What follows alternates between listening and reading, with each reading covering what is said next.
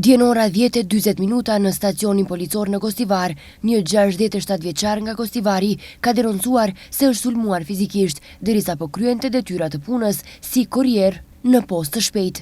Sipas denoncimit në rrugën 18 nëntori pas një zënke paraprake rreth kohës së dërgesës, ai është sulmuar fizikisht nga një qytetar nga Gostivari, po ndërmerren masa për zbardhjen e rastit.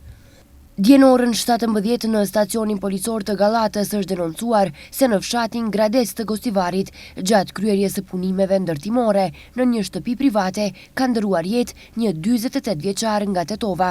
Sipas denoncimit, gjatë përpjekjes për të zhbllokuar një kabllo të bllokuar të ekranit, ka ardhur deri tek thyerja e një pjese metalike të konstruksionit, e cila ka goditur 48 vjeçarin në pjesën e kokës.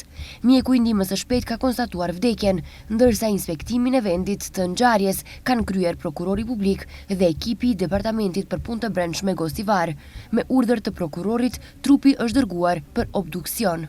Djen orën 18 në sektorin për Punë të Brendshme Tetov, një 35 vjeçar nga fshati Bogovinë e Tetovës ka denoncuar se në oborin e një shkolle të mesme të Tetovës, kushëriri i tij i mitur është sulmuar fizikisht nga një person, po ndërmerren masa për zbardhjen dhe dokumentimin e rastit.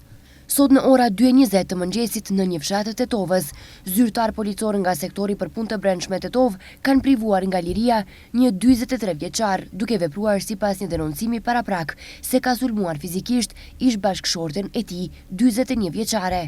Gjatë ndërmarrjes së masave dhe alkool testit të kryer është konstatuar se ai ishte në ndikimin e alkoolit, përkatësisht i janë matur 1.68 promil alkool në gjak. Pas dokumentimit të plotë të rastit do dorëzohet kallëzim përkatës.